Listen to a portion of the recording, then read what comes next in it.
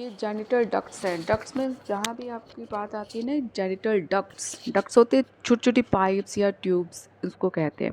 सबसे पहले epididymis. These are a pair of highly coiled मतलब कि उलझी हुई होती है ना, कि जैसे अपनी स्पाइरल बाइंडिंग होती है, तो स्पाइरल की जैसे हाईली कॉइल्ड, वेरी लॉन्ग, बहुत लॉन्ग होती हैं। और थिन ट्यूब्स, बहुत ही पतली ट्यूब्स होती हैं, each measuring 6 to 7 metres in length. देखो कि इतनी उलझी हुई होती हैं और कॉइल्ड होती हैं कि उनकी लेंथ ही 6 to 7 मीटर्स होती हैं। The coils of epididymis are closely set, बहुत ही पास पास होती हैं। और the end that is end sorry that it is reduced to an oval structure on the upper and posture होता है बेटा, मतलब अंदर के साइड वाला, ठीक है। अपर और ऊपर, टेस्टिस का ऊपर और साइड वाला पोर्शन में ये होती हैं। कौन क्या होती है? Epididymis. Sperm produce in the seminiferous tubules are poured into the beginning of the epididymis. जो स्पर्म्स जो एक्चुअल में पहले सेमनिफेरस ट्यूब्स में होते हैं, वो बाद में एपिडाइडिमिस में आते हैं। The posterior end of the epididymis continues as a sperm duct called vas deferens. और जो इसके बाद इस एपिडाइडिमिस के बाद ये स्पर्म्स कहाँ जाते हैं? वास डिफरेंस के पास, देखिए। और फिर in addition to transportation of sperm, the epididymis also help the sperm to attain maturity. तो यहीं पे स्पर्म स्टोर होते हैं। कितने टाइम के लिए स्टोर होते हैं? 13 to 24 आवर्स के लिए। और स्पर्म्स यहीं पर ही स्पर्म्स अटेन फिजियोलॉजी मैच्योरिटी। मतलब ये फिजियोलॉजी मैच्योरिटी, आपको वर्ड याद रखना है। फिजियोलॉजी मैच्योरिटी का मतलब होता है फर्टिलिटी अटेन करते हैं। और जो सेमनिफेरस ट्यूबल्स होते हैं वो कॉइल्ड होते हैं और टेस्टिस के अंदर ही होते हैं। फाइन बेटा। इसके बाद है बी है vas deferentia. These are a pair of long thin ball ducts. अब जैसे मैंने कहा पहले भी कि डक्ट्स कहीं भी वर्ड आ जाए, ट्यूबलेस आ जाए, तो इसका मतलब है कि बहुत लंबी लंबी ट्यूब्स, छोटे छोटे, फाइन, बहुत छोटे छोटे। Each duct is about 45 centimetre in length. और इसमें वास डिफरेंशिया में जितनी भी डक्ट्स हैं वो 45 सेंटीमीटर लेंथ की होंगी। ईच स्पर्म डक्ट्स और वास differentia differences, sorry, each sperm duct और वास डिफरेंसेस। अब देखो कहीं भी स्पर्म डक्ट आ जाए या फिर वास डिफरेंस आ जाए तो मीनिंग उसका एक ही है। तो ईच स्पर्म डक्ट और vas deferens arises from the posterior end of the epididymis and moves upward. देखो अब पोस्चर एंड मैंने क्या बताया था कि जो पीछे वाला होता है, तो जितनी भी डक्ट्स आएंगी यहाँ से, ईच स्पर्म डक्ट वो जो लास्ट का होगा एपिडाइडिमिस की तरफ जाते हुए से ऊपर निकले जाएंगी। वीडियो के एंड में मैं आपको पूरे एक डायग्राम में भी समझाऊंगी। It passes out of the scrotum through the inguinal canal, ठीक है। वो फिर इग्नुअल कैनाल से निकलती हुई जाएंगी। It joins a duct from seminal vesicle of its own side so as to form ejaculatory duct. फिर यहाँ से सेमिनल वेसिकल से होते हुए ये जो स्पर्म्स है सेमिनल वेसिकल से होता हुआ इजैकुलेटरी डक्ट में जाएगा। The wall of Vasa differentia और मस्कुलर मीन्स आप जानते हैं कि जिसमें कोई भी बोन्स नहीं होती हैं। तो ये जो होता है वासा डिफरेंशिया की जो वॉल्स होती हैं, जो ये पूरा बना होता है, वो मस्कुलर होता है। इट्स पैसेज मतलब उसका जो रास्ता है, it's passage is lubricated means गीला गीला या फिर कुछ, ठीक है, लुब्रिकेटेड होता है बाय द म्यूकस। जो म्यूकस होता है कुछ ऐसा तरल पदार्थ या फिर कुछ लिक्विड जैसा जो कुछ होता है उसको गीला रखता है। Lubricated by its passage is lubricated by the mucus to facilitate the movement of sperms through them। तो ताकि स्पर्म्स की जो मूवमेंट बनी रहे।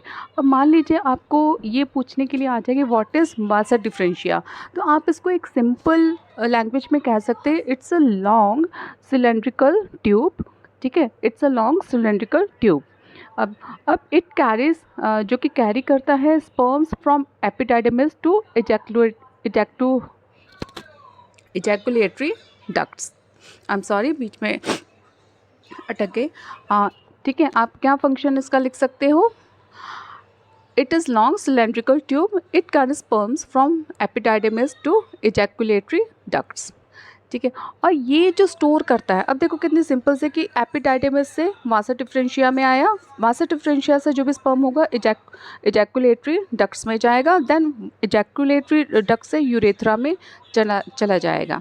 ठीक है इजैकुलेटरी डक्ट्स। अब जो भी स्पर्म है वो वास डिफरेंशिया से इजैकुलेटरी डक्ट्स में आया है। इसमें लिखा है these are a pair of small each about 2 centimetres long ducts. Again ducts है, मैं बार बार कह रही हूँ कि ducts mean small pipes. Okay, तो ये इनकी कितना है, ये कितने लॉन्ग है? 2 सेंटीमीटर लॉन्ग है। These are form one on either side of the urinary bladder by the fusion of vas deferens and a duct from seminal vesicle. तो ये फ्यूजन वर्ड क्या है? फ्यूजन वर्ड होता है कि जब आपस में कोई चीज़ जुड़ जाती है ना, तो उसको कहते हैं फ्यूजन। तो ये कैसे फॉर्म होती है ejaculatory ducts? Urinary vas deferens और एक डक्ट जो कि सेमिनल वेसिकल से आती है उसको जोड़ के ये इजैकुलेटरी डक्ट्स बनती हैं। दे पासेस थ्रू प्रोस्टेट ग्लैंड्स, और किस इजैकुलेटरी डक्ट्स कहाँ से निकलती हैं? प्रोस्टेट ग्लैंड से, एंड ओपन इनटू यूरेथ्रा, और यूरेथ्रा में ओपन हो जाती है। चलो देखो, दोबारा से बताती हूँ इसको एक्सप्लेन करके। जब वास डिफरेंस आपस में ऐड हो जाती है तो इजैकुलेटरी डक्ट्स बनाती हैं। इजैकुलेटरी डक्ट्स क्या हैं? ये इट्स अ वेरी, अगर आपसे कोई पूछे कि व्हाट इज़ इजैकुलेटरी डक्ट्स, तो आपका सिंपल सा आंसर होना चाहिए, it is small tube 2 centimetres long formed by joining of two vas differences. It is thin walled, it always pass through prostate glands and opens into urethra. और ejaculatory duct जो होती है vas deferens को urethra से जोड़ती हैं। Okay, अब ये तो उसका पहला। सपोज आपसे कोई फंक्शन पूछ ले, what is the function of ejaculatory ducts, तो आपको बताना है इजैकुलेटरी डक्ट्स जॉइंस वास differentia with the urethra.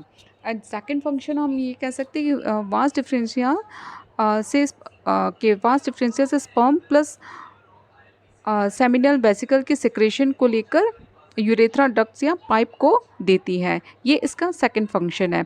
It carries the sperms and the semen, it carries the sperm from vas deferentia to the urethra. Fine.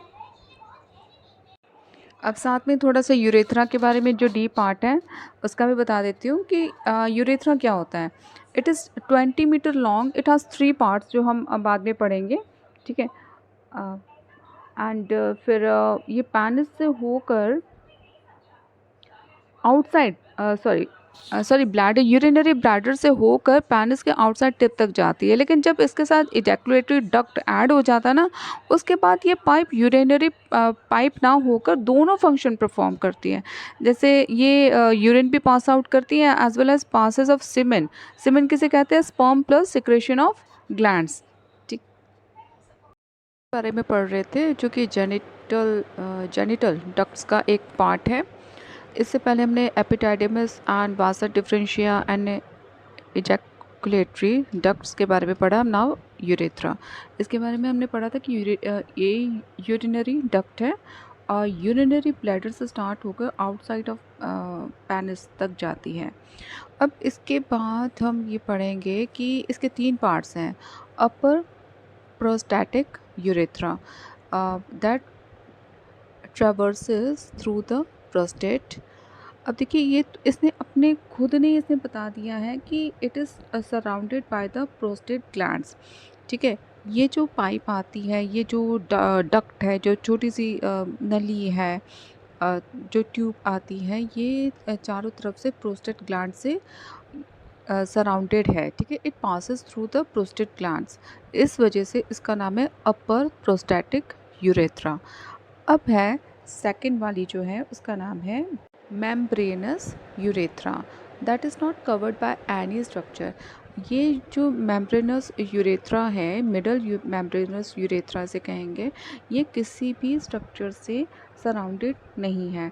Is not, जब भी आपसे कोई पूछे कि थ्री रीजन और पार्ट्स ऑफ यूरेथ्रा, तो आपको पहले बताना है prostatic urethra, then membranous urethra. Membranous urethra is not covered by anything and it is very small and it is uncovered. Fine. अब ये है थर्ड नंबर पे लोअर पेनाइल यूरेथ्रा, जो कि पास होती है पेनिस से. ठीक है. अब फोर्थ पॉइंट में आपके लिखा है कि it contains a large number of mucus glands that secrete mucus. जहाँ से म्यूकस, कुछ भी म्यूकस को कुछ गीलापन उसको हम कह सकते हैं mucus. Okay. It helps in the process of copulation by lubricating the vaginal tracts. जो इंटरकोर्स के दौरान, जो कैपुलेशन मीन्स सेक्सुअल एक्ट के दौरान lubricating the vaginal tracts, उनको vaginal tracts को lubricate मीन्स गीला या फिर कुछ नमी lubricate करता है.